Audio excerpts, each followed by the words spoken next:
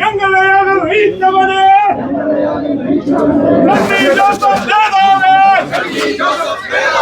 അങ്ങേക്കായിരം അഭിവാദ്യങ്ങൾ, അങ്ങേക്കായിരം അഭിവാദ്യങ്ങൾ, കണ്ണൂരിന്റെ അഭിവാദ്യങ്ങൾ,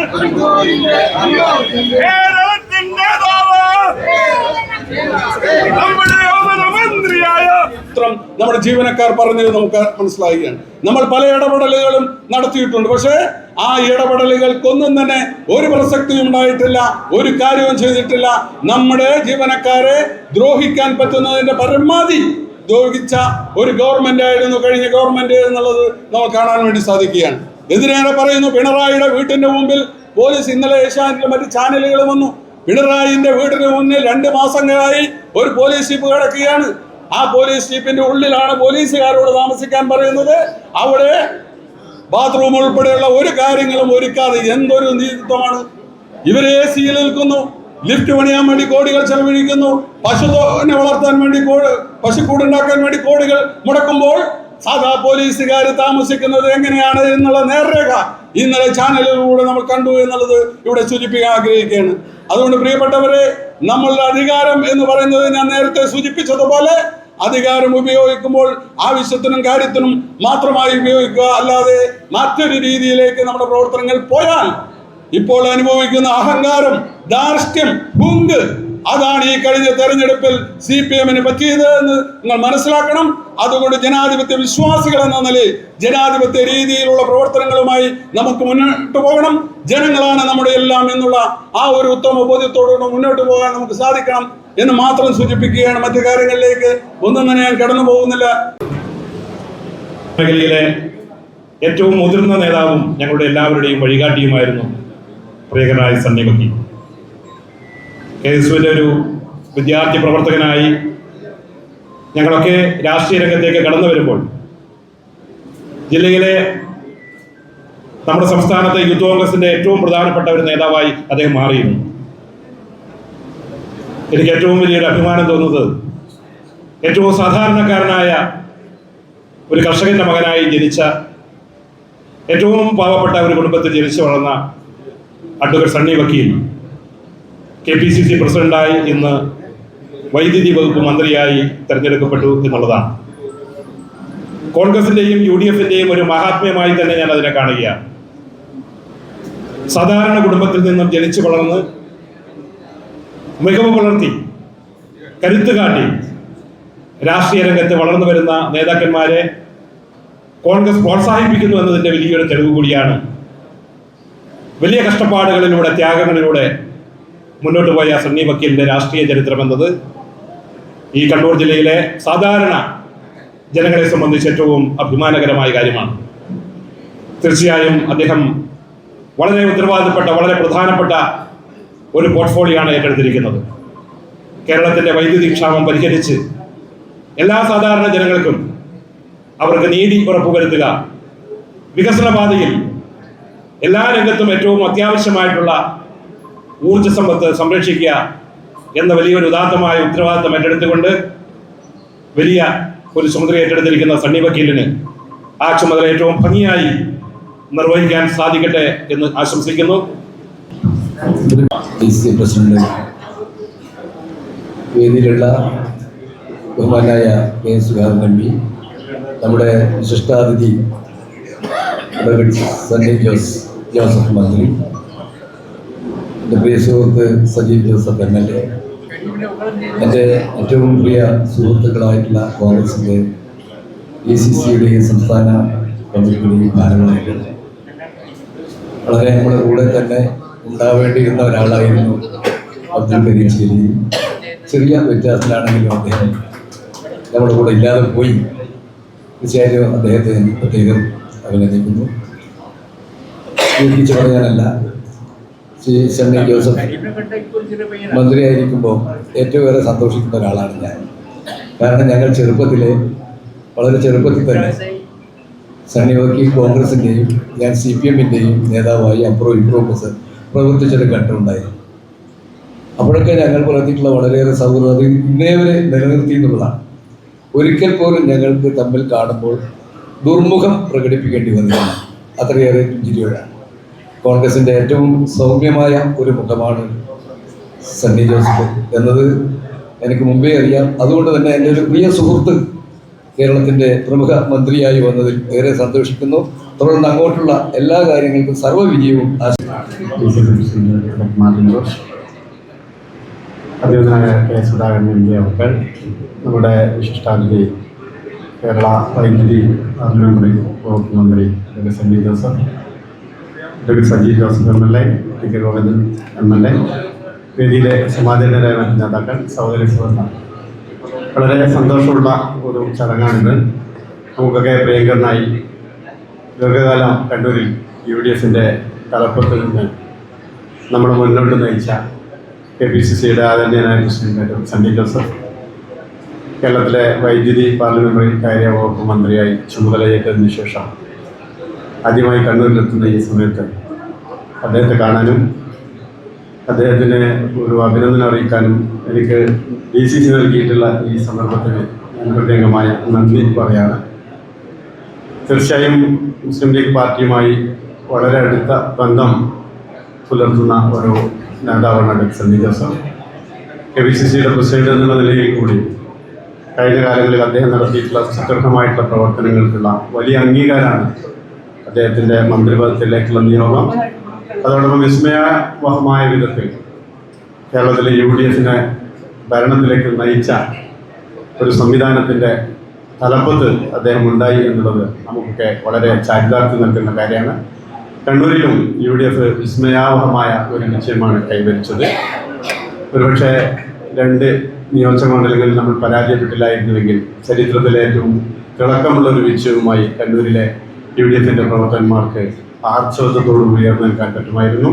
ആ ഒരു വിജയത്തിലേക്ക് നമ്മളെ എത്തിച്ച ഈ കോൺഗ്രസിൻ്റെ സമുന്നതരായിട്ടുള്ള വ്യക്തിത്വം എന്നുള്ള നിലയിൽ അദ്ദേഹത്തിനായിട്ടുള്ള സണ്ണി ജോസഫ് അവരുടെ ഹൃദയംഗമായി അഭിനന്ദിക്കുന്നു.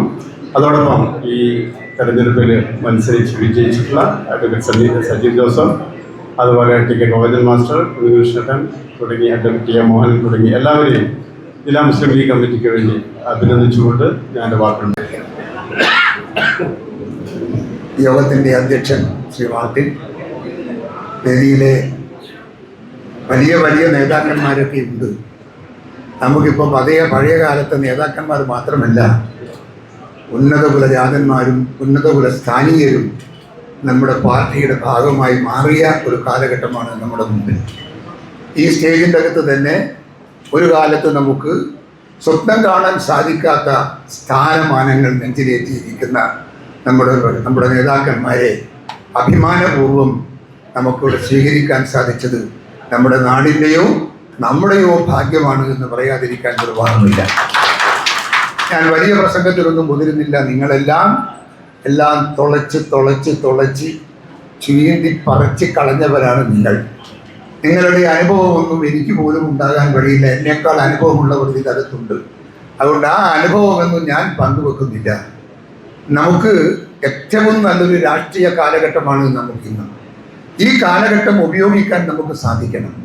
നാടിലെ ജനങ്ങളുടെ മനസ്സിൻ്റെ അകത്ത് കടന്നു ചെല്ലാൻ, ജനഹൃദയങ്ങളിൽ സ്ഥാനം പിടിക്കാൻ നമുക്ക് ഈ നാട് ഇന്ത്യൻ നാഷണൽ കോൺഗ്രസിൻ്റെ ആ കരുത്ത് ഈ നാടിന് കാട്ടിക്കൊടുക്കാൻ സാധിക്കുന്ന ഒരു സാഹചര്യം നമുക്ക് ഉണ്ടാക്കിയെടുക്കണം എന്നാണ് എനിക്ക് നിങ്ങളോട് അപേക്ഷിക്കാനും അഭ്യർത്ഥിക്കാനും ഉള്ളത്. അത് ജനങ്ങളെ സേവിച്ചാണ്, അത് ജനങ്ങളെ സ്നേഹിച്ചാണ്, അത് ജനങ്ങളെ കയ്യിലെടുത്താണ്, അത് ജനഹൃദയത്തിലേക്ക് ആഴത്തിലും പരപ്പിലും കടന്നുപോയിട്ടാണ്. നമ്മുടെ ഉള്ളം കയ്യിൽ നിൽക്കണം ഈ നാട്, നമ്മുടെ കയ്യിൽ ഉണ്ടാകണം ഈ രാജ്യം, നമ്മുടെ കയ്യിൽ ഉണ്ടാകണം ഈ നാട്ടിലെ നാട്ടാർ.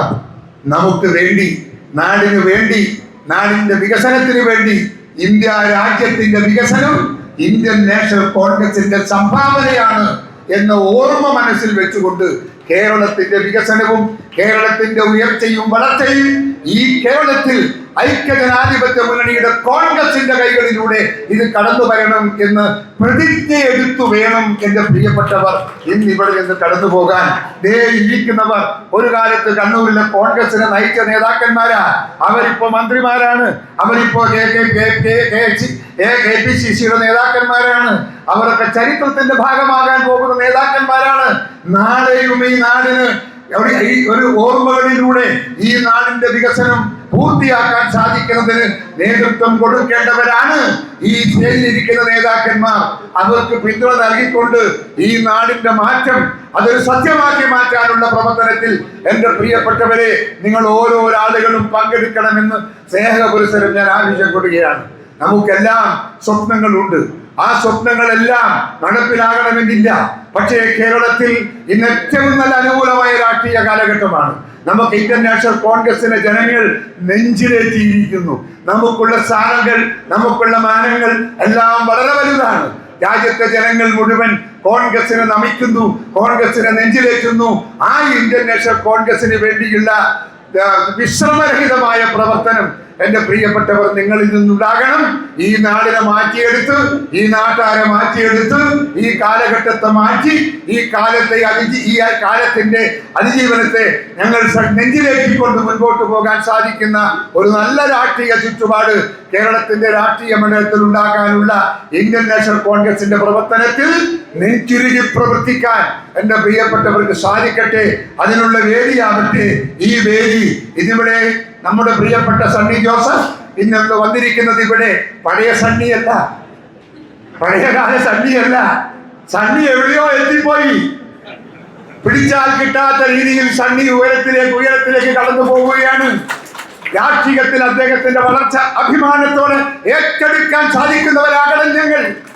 ഈ നാടിന്റെ മാറ്റം, ഈ നാടിന്റെ വികസനം അദ്ദേഹത്തിലൂടെ കേരളത്തിലേക്ക് കടന്നു വരുമ്പോ അഭിമാനത്തോടെ അദ്ദേഹത്തെ കെട്ടിപ്പിടിച്ചുമ്മ കൊടുക്കാൻ എനിക്കും നിങ്ങൾക്കും സാധിക്കട്ടെ എന്ന് ഞാൻ പ്രാർത്ഥിക്കുന്നു, അപേക്ഷിക്കുന്നു എന്ന് മാത്രം നിങ്ങളെ ഓർമ്മിപ്പിച്ചുകൊണ്ട് ഞാൻ എന്റെ വാക്കുകൾ അവസാനിപ്പിക്കുന്നു. എല്ലാവർക്കും അഭിവാദ്യങ്ങൾ. നിങ്ങൾ ഈ നാടിന്റെ കോൺഗ്രസ് പ്രവർത്തനത്തിന്റെ, കോൺഗ്രസ് പാർട്ടിയുടെ ശക്തരായ കരുത്തരായ നേതാക്കന്മാരാണ്. നാളെയും ഈ നാളിൽ ഈ കോൺഗ്രസ് പ്രസ്ഥാനത്തിന്റെ അതിജീവനം തുടരാൻ എന്റെ പ്രിയപ്പെട്ടവരെ നിങ്ങൾക്ക് സാധിക്കട്ടെ എന്ന് മാത്രം ആശംസിച്ചുകൊണ്ട് കാണാൻ, സംസാരിക്കാൻ, പ്രത്യേകിച്ചും സണ്ണി വക്കീലിനെ കാണാൻ, ഈ രൂപത്തിൽ, ഈ കോലത്തിൽ കാണാൻ എനിക്ക് അമിതമായ സന്തോഷമുണ്ട്. ആ കോലത്തിൽ കണ്ട സണ്ണി ജോസഫിനെ എല്ലാ അഭിവാദ്യങ്ങളും അർപ്പിച്ചുകൊണ്ട് അതിനൊക്കെ നേതൃത്വം കൊടുക്കുന്ന നമ്മുടെ കരുത്തരായ ജില്ലാ കോൺഗ്രസ് കമ്മിറ്റിയുടെ പ്രസിഡന്റിനെ ഞാൻ അഭിവാദ്യം ചെയ്തുകൊണ്ട് എന്റെ വാക്കുകൾ ഉപസംഹരിക്കുന്നു. നിങ്ങൾക്ക് നമസ്കാരം. ജയ്. നമ്മുടെ പാർലമെന്റ് അംഗവും നമ്മുടെ നേതാവുമായ ശ്രീ കെ സുധാകരൻ, പ്രിയപ്പെട്ട ശ്രീ കരീം ജലീലി, MLA-മാർ Shri Sajeev Joseph, Shri Govindan master, Shri V. A. Narayanan, PT Mathew, Suma Balakrishnan, AD Mustafa ഉൾപ്പെടെയുള്ള നേതാക്കന്മാരെ, പ്രിയമുള്ള സഹപ്രവർത്തകരെ, നല്ലവരായ സുഹൃത്തുക്കളെ, ഞാൻ എങ്ങനെ നന്ദി പറയണം എന്നാലോചിക്കുകയായിരുന്നു. എൻ്റെ എല്ലാ പ്രവർത്തനങ്ങളിലും അങ്ങേയറ്റത്തെ പിന്തുണ നൽകിയ കണ്ണൂരിലെ നേതാക്കന്മാരോടും സഹപ്രവർത്തകന്മാരോടും ഹൃദയത്തിന്റെ ഭാഷയിൽ നന്ദി പറയാൻ ഈ അവസരം ഞാൻ ഉപയോഗിക്കുകയാണ്. ഇവിടെ സജീവ് ജോസഫും PT മാത്യുവും എല്ലാം പറഞ്ഞതുപോലെ പുളിക്കലിലെ ഒരു സാധാരണ കൃഷിക്കാരന്റെ മകനായിട്ട് വളർന്ന, വിദ്യാഭ്യാസ കാലഘട്ടം തന്നെ മുന്നോട്ട് പോകാൻ പ്രയാസപ്പെട്ട, ഡിഗ്രി കഴിഞ്ഞിട്ട് ലോ കോളേജിൽ ചേരാൻ പണമില്ലാത്ത സന്ദർഭത്തിൽ കൃഷിപ്പണിയിൽ വ്യാപൃതനായ എന്നെ പിന്നീട് ലോ കോളേജ് വിദ്യാർത്ഥിയായി KSUവിന്റെയും യൂത്ത് കോൺഗ്രസിന്റെയും ഉത്തരവാദിത്തമുള്ള പ്രവർത്തകനായും കണ്ണൂർ ജില്ലയിലെ കോൺഗ്രസിന്റെ 10-16 വർഷക്കാലത്തെ ജില്ലാ സെക്രട്ടറിയായും അതിനുശേഷം ശ്രീ കെ സുധാകരൻ മന്ത്രിയായ സന്ദർഭത്തിൽ ജില്ലാ കോൺഗ്രസ് കമ്മിറ്റിയുടെ പ്രസിഡന്റായും പിന്നീട് പേരാവൂർ MLA ആയും അദ്ദേഹം KPCC പ്രസിഡന്റ് സ്ഥാനം ഒഴിഞ്ഞ സന്ദർഭത്തിൽ കേരള പ്രദേശ് കോൺഗ്രസ് കമ്മിറ്റിയുടെ പ്രസിഡന്റായും ഇപ്പോൾ ശ്രീ VD സതീശൻ നേതൃത്വം നൽകുന്ന കേരളത്തിലെ UDFന്റെ കരുത്തുറ്റ മന്ത്രിസഭയിൽ ഒരു അംഗമായി എന്നെ നിയോഗിച്ചത് കണ്ണൂർ ജില്ലയിലെ കോൺഗ്രസിന്റെയും ഐക്യ ജനാധിപത്യ മുന്നണിയുടെയും പ്രവർത്തകരും നല്ലവരായ ജനങ്ങളും നൽകിയ അങ്ങേയറ്റത്തെ പിന്തുണയുടെ ഫലമായിട്ടാണ് ഞാൻ അവരെ എല്ലാവരെയും നന്ദിയോടെ ഓർമ്മിക്കുകയാണ്. എല്ലാവർക്കും ഞാൻ പ്രത്യേകം നന്ദി പറയുകയാണ്. ശ്രീ കെ സുധാകരൻ DCC പ്രസിഡന്റായ സന്ദർഭത്തിൽ അദ്ദേഹത്തോടൊപ്പം പ്രവർത്തിക്കാൻ സാധിച്ചു. അദ്ദേഹം മന്ത്രിയായപ്പോൾ അദ്ദേഹത്തിന് ഒറ്റ പേര് DCC പ്രസിഡന്റ് സ്ഥാനത്തേക്ക് പറയാനുണ്ടായിരുന്നുള്ളൂ, അതെന്റെ പേരായിരുന്നു. DCC പ്രസിഡന്റ് ആയപ്പോഴും എല്ലാ പിന്തുണയും അദ്ദേഹം നൽകി. പിന്നീട് MLA ആയും KPCC പ്രസിഡന്റായിട്ടും എല്ലാം പ്രവർത്തിക്കാൻ അവസരം നൽകി. നിരവധി നേതാക്കന്മാർ, നൂറുദ്ദീൻ സാഹിബ് മന്ത്രിയായും KPCC ഖജാൻജിയായി പ്രവർത്തിച്ചു. എൻഡാമേഷൻ ജില്ലാ കോൺഗ്രസ് കമ്മിറ്റിയുടെ പ്രസിഡന്റായും മന്ത്രിയായും പ്രവർത്തിച്ചു. NRA DCC പ്രസിഡന്റ് ആയിരിക്കുമ്പോഴാണ് ഞാൻ യൂത്ത് കോൺഗ്രസിന്റെ മണ്ഡലം പ്രസിഡന്റായിരുന്നു. സത്യത്തിൽ NRന്റെ മുൻപിൽ നിൽക്കാൻ ഞങ്ങൾക്കെല്ലാം ഒന്ന് ഭയമായിരുന്നു. എന്നാൽ അത്രയും ഭയത്തോടെയാണ്, ബഹുമാനത്തോടെയാണ് നമ്മളെല്ലാവരും കണ്ടത്. നൂറുദ്ദീൻ സാഹിബിനെ ഞാൻ ഓർമ്മിക്കുന്നു, എൻഡാമേഷനെയും പീരാമേഷനെയും ഓർമ്മിക്കുന്നു. അതിന്റെയും മുൻപിൽ DCC പ്രസിഡന്റും മന്ത്രിയുമായ K. കുഞ്ഞമ്പുവേട്ടനെ ഞാൻ ബഹുമാനത്തോടെ ഓർമ്മിക്കുകയാണ്. നിരവധി നേതാക്കന്മാർ, പ്രമുഖര് നമ്മുടെ കൂടെയില്ല. അതുപോലെ തന്നെ Muslim League SR Antony DCC president ആയിരുന്നപ്പോൾ അദ്ദേഹത്തിന്റെ കൂടെ ഞാൻ സെക്രട്ടറി ആയിരുന്നു. മുസ്ലിം ലീഗിന്റെ മൗലവി സാഹിബിനെ അദ്ദേഹത്തിന് എന്നോടുണ്ടായിരുന്ന സഹോദര തുല്യമായ സ്നേഹമാണ്. 21 ഇലക്ഷൻ കഴിഞ്ഞ് UDF ജയിക്കും എന്ന് കരുതി ഒരു മാസക്കാലം റിസൾട്ട് വരാൻ കാത്തിരിക്കുകയാണ് 21 ഇലക്ഷൻ. അപ്പൊ മൗലവി സാഹിബ് K. സുധാകരനെ വിളിച്ചു പറഞ്ഞൊരു വാക്കുണ്ട്, എന്റെ സണ്ണിയെ നിങ്ങൾ മന്ത്രിയാക്കില്ലേ എന്നാണ് സുധാകരനോട് ചോദിച്ചത്. റിസൾട്ട് വരുമ്പോൾ നമ്മൾ ജയിക്കും എന്ന് കരുതിയിട്ടാണ് മൗലവി സാഹിബ് എന്റെ സണ്ണിയെ നിങ്ങൾ മന്ത്രിയാക്കില്ലേ എന്ന് K. സുധാകരനോട് അന്ന് ആവശ്യപ്പെട്ടത്. അപ്പോൾ അത്ര കണ്ട് എനിക്ക് സ്നേഹം നൽകിയ നിരവധി നേതാക്കന്മാർ UDFന്റെ അകത്തുണ്ട്. കുഞ്ഞാമ സാഹിബൊക്കെ അതിന്റെ പട്ടികയിൽ വരുന്ന ആളുകളാണ്. നിരവധി പ്രവർത്തകന്മാർ. ഞാൻ പഞ്ചായത്ത് തല യൂത്ത് കോൺഗ്രസിന്റെ പ്രസിഡന്റായിട്ട്, പിന്നീട് ഇരിക്കൂർ നിയോജകമണ്ഡലം പ്രസിഡന്റായിട്ട് എന്റെ പേര് നിർദ്ദേശിക്കുന്നതിന് ശ്രീ PC മുഹമ്മദാണ്. ആ കാലഘട്ടം ശ്രീ KC ജോസഫ് 40 വർഷക്കാലം ഇരിക്കൂറിന്റെ MLAയും ഇടയ്ക്ക് മന്ത്രിയുമായി പ്രവർത്തിച്ച ജ്യേഷ്ഠ സഹോദരൻ. രാഷ്ട്രീയത്തിൽ നേരത്തെ VT മാത്യു പറഞ്ഞതുപോലെ ചിലപ്പോൾ ചേരിയിലൊക്കെ സംഘടനാ മത്സരത്തിൽ വേറിട്ട് നിന്നിട്ടുണ്ടെങ്കിൽ പോലും എല്ലാ ഉപദേശ നിർദ്ദേശങ്ങളും നമുക്ക് നൽകിയിട്ടുള്ള നേതാക്കന്മാർ നിരവധി പേരാണ്. അവരെല്ലാവരെയും ഞാൻ സ്നേഹത്തോടെ ഓർമ്മിക്കുകയാണ്. ഇന്ത്യൻ നാഷണൽ കോൺഗ്രസിന്റെ മൂവർണ്ണ പതാക പിടിച്ച് ധീരമായ രക്തസാക്ഷിത്വം വഹിച്ച നിരവധി പേർ, അവരുടെ പേരുകൾ പറയാൻ നമുക്ക് സാധിക്കും. ആ പേരുകള് നീണ്ട ഒരു ലിസ്റ്റാണ് എന്നതുകൊണ്ട് ഞാൻ അവരെ പേരെടുത്ത് പറയുന്നില്ല. എല്ലാവരെയും സ്നേഹത്തോടെ ഓർമ്മിക്കുകയാണ്. രാഷ്ട്രീയത്തിൽ നേരത്തെ പറഞ്ഞതുപോലെ എന്തെങ്കിലും ആകും എന്ന് വിചാരിച്ചല്ല K. സുധാകരൻ KSUവിന്റെ പ്രവർത്തകനായി ബ്രദൻ കോളേജിൽ വരുന്നത്. സജീവ് ജോസഫ് KSU പ്രവർത്തകനായി ഉത്തരവ് കോളേജിൽ സജീവ് മാർട്ടിനും വരുന്നത്. മാറോളിയും നാരായണനും എല്ലാവരും KSUവിന്റെ പ്രവർത്തകരായി വന്നതുപോലെ ഞാനും ഒരു സാധാരണ KSU പ്രവർത്തകനായി കോളേജ് യൂണിയൻ മത്സരിച്ച് അവിടെ KSC കേരള കോൺഗ്രസിന്റെ വിദ്യാർത്ഥി സംഘടനയായിരുന്നു. തൊടുപുഴയിൽ അന്ന് ശക്തിയുള്ള സംഘടന, അതുകൊണ്ട് തോറ്റു. തന്നെ അന്ന് KSU നേതൃത്വം ഉമ്മൻചാണ്ടിയൊക്കെ അന്നേ സഹായിച്ച് എന്നെ കേരള യൂണിവേഴ്സിറ്റി യൂണിയന്റെ കൗൺസിലറായി നോമിനേറ്റ് ചെയ്ത്, അങ്ങനെയാണ് ഞാൻ തിരുവനന്തപുരത്ത് ആദ്യം പോകുന്നത്. ഞാൻ ഓർമ്മിക്കുകയാണ്. അന്ന് വേറെ ലക്ഷ്യങ്ങളില്ല, വിദ്യാർത്ഥികളുടെ അവകാശങ്ങൾക്ക് വേണ്ടിയുള്ള സമരമാണ്. പിന്നീട് ഞാൻ ഡിഗ്രി കഴിഞ്ഞ് പുളിക്കലിലേക്ക് വീണ്ടും വരുന്നു. അപ്പോഴാണ് ലോ കോളേജിൽ പോകാൻ അവസരം ഉണ്ടായത്. യൂത്ത് കോൺഗ്രസിന്റെ നിയോജകമണ്ഡലം പ്രസിഡന്റായി നിൽക്കുമ്പോഴാണ് ലോ കോളേജിൽ പോകാൻ അവസരം ഉണ്ടായത്. ജെയ്സൺ തോമസ് കൂടി ഇരിക്കുന്നുണ്ട്. അദ്ദേഹത്തിന്റെ ഡാഡിയാണ് എനിക്ക് ലോ കോളേജിൽ പോകുന്നതിനുള്ള ആദ്യത്തെ 500 രൂപ എന്നെ ലോ കോളേജിൽ ചേർക്കുന്നതിന് വേണ്ടി എടുത്തു തന്നത്. അത്തരത്തിലുള്ള നിരവധി ആളുകളുടെ സഹായത്തോടെയാണ് ഞാൻ എൻ്റെ വിദ്യാഭ്യാസം ഉൾപ്പെടെയുള്ള കാര്യങ്ങൾ പൂർത്തീകരിച്ചത്. ലോ കോളേജിൽ പഠിക്കുമ്പോൾ ഞാൻ സിൻഡിക്കേറ്റ് മെമ്പറാണ് വിദ്യാർത്ഥികളുടെ പ്രതിനിധിയായി. അപ്പൊ എൻ്റെ ഹോസ്റ്റലല്ല ലോഡ്ജാണ്. ലോഡ്ജിലെ ആളുകൾ അന്ന് തന്നെ എന്നെ മന്ത്രി എന്നാണ് വിളിക്കുന്നത്. കാരണം വിദ്യാർത്ഥികളുടെ മന്ത്രിയാകാൻ സാധിച്ചു എന്ന്. പക്ഷേ അപ്പൊ അത് തന്നെ അപ്പൊ തന്നെ എന്നെ മന്ത്രി എന്നാണ് വിളിക്കുന്നത്. പിന്നെ നമുക്കൊക്കെ രാഷ്ട്രീയത്തിൽ അറിയാതെ ഒരു പ്രതീക്ഷയുണ്ട്, ഇന്ന സ്ഥാനമാകുന്നല്ല. ഞാൻ ഒരു ദിവസം കോളേജിൽ പോകാത്ത ദിവസം വീട്ടിലുണ്ട്. വീട്ടിലിരിക്കുമ്പോൾ അമ്മ എന്നോട് പറഞ്ഞു, സണ്ണി ആ തൊഴുത്തിലെ ചാണകം ഒന്ന് വാരിയിട്ടേക്കാൻ പറഞ്ഞു. പശുത്തൊഴുത്തിലെ ചാണകം ഒന്ന് വാരിയിട്ടേക്കാൻ എൻ്റെ അമ്മ പറയാണ്. അപ്പൊ ഞാൻ തമാശയായിട്ട് അമ്മയോട് പറഞ്ഞു, ഭരണേക്രം പിടിച്ചിരിക്കേണ്ട കൈയാണ്, ഇതുകൊണ്ട് ചാണകം മാറണമെന്ന് അമ്മയോട്. അപ്പൊ അമ്മ പറഞ്ഞു, അത് അന്നേരം നമുക്ക് സോപ്പിട്ട് കഴുകാം. ഇപ്പൊ എന്റെ മാൻ, ഇപ്പൊ അമ്മമാര് വിളിക്കുന്ന ഒരു ഭാഷയുണ്ടല്ലോ, ഇപ്പൊ എന്റെ മാൻ ആ ചാണകം വാരിയിട്ടേക്കാം. എന്നെ സോപ്പിട്ട് കഴുകാമെന്നുള്ള വിശ്വാസത്തിൽ ഞാൻ ആ ചാണകം വാരിയിട്ടു. ഒരു ദിവസം ചന്ദ്രക്കാപ്പാറയിൽ ഒരു മരിച്ച വീട്ടിൽ പോയിട്ട് ഞാനും ഭാര്യയും കൂടെ ശ്രീകണ്ഠപുരത്ത് നിന്ന് ഇരിട്ടിക്ക്, നേരത്തെ പറഞ്ഞ പോലെ നെച്ചാട് പാലം പണിതിട്ടില്ല, അവിടെ ശ്രീകണ്ഠപുരം വഴി പോകണം. ചന്ദ്രക്കാപ്പാറ പയ്യാവൂരിൽ ഇരിട്ടിക്ക് പോകണമെങ്കിൽ ശ്രീകണ്ഠപുരം വഴി ബസ്സിൽ പോവുക. ഞാനിങ്ങനെ യാത്രയൊക്കെ ചെയ്ത് ഞാനും ഭാര്യയും ഒരു സീറ്റിലിരിക്കുക. ബസ്സിൽ സീറ്റിലിരുന്ന് ഞാനൊന്ന് ഉറങ്ങിപ്പോയി. അപ്പൊ കാലൊക്കെ നല്ലൊരു വിസ്തൃതിയിൽ വെച്ചിട്ടാണ് ഞാൻ ഉറങ്ങുന്നത്. അപ്പൊ ഭാര്യ, നിങ്ങൾക്കെല്ലാം അറിയാണെങ്കിൽ തമാശയൊക്കെ പറയും, ഒന്ന് ഒതുങ്ങിയിരുന്നേ മറ്റുള്ളവർക്ക് ഇരിക്കേണ്ടതാണ്. എന്നോട് ഭാര്യ പറയാണ്, ഒന്ന് ഒതുങ്ങിയിരിക്കും മറ്റുള്ളവർക്ക്. അപ്പൊ ഞാൻ അന്നേരം തമാശയായിട്ട്, ഇത് കാറയിൽ ഇരിക്കേണ്ട കാലാണ്, കാറയിൽ ഇരിക്കേണ്ട കാലാണ്, ഇപ്പൊ ഇങ്ങനെ നല്ല കൂടി ഇരുന്നേ ഉള്ളൂ.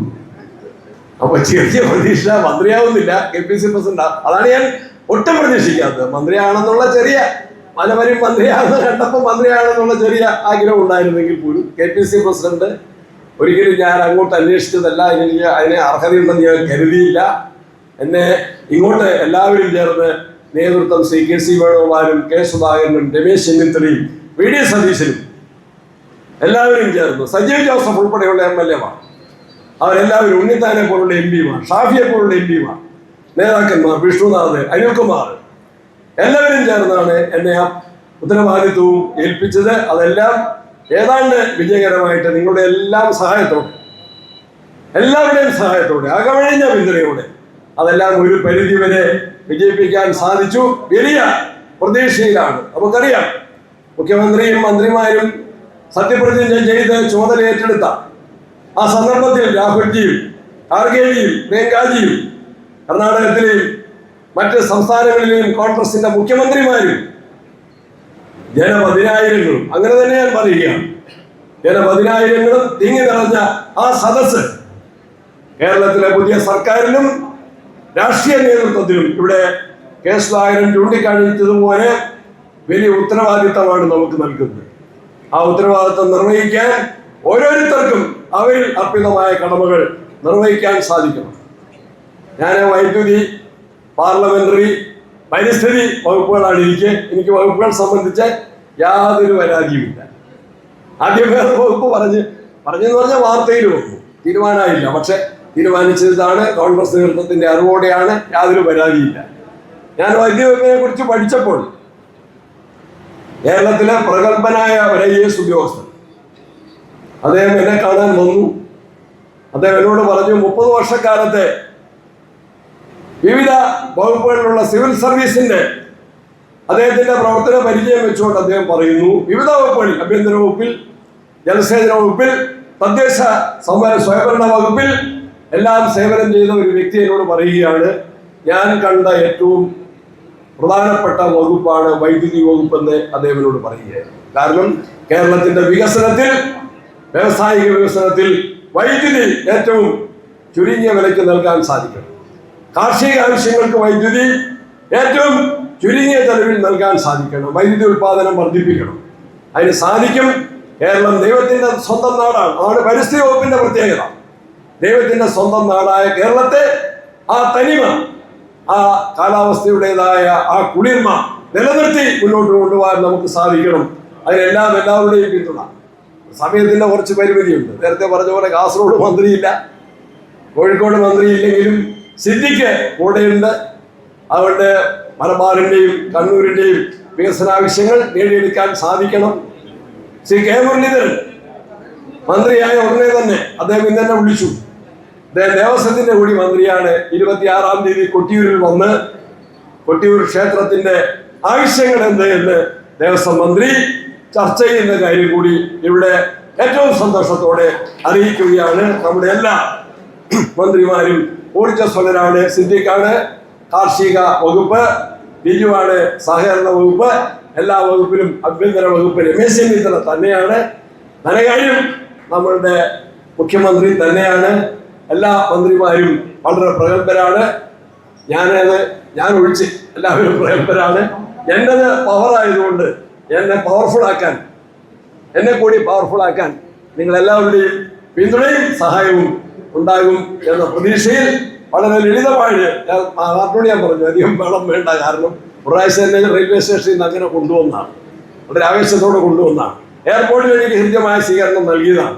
ഇന്ന് ഉച്ചകഴിഞ്ഞ് ഇടുക്കിയിൽ പേരാവൂർ മേഖലയുടെ സ്വീകരണമുണ്ട്. അതിനിടയിലും നിങ്ങളുടെ എല്ലാവരെയും വലിയ സാന്നിധ്യത്തിന് സന്തോഷത്തിൽ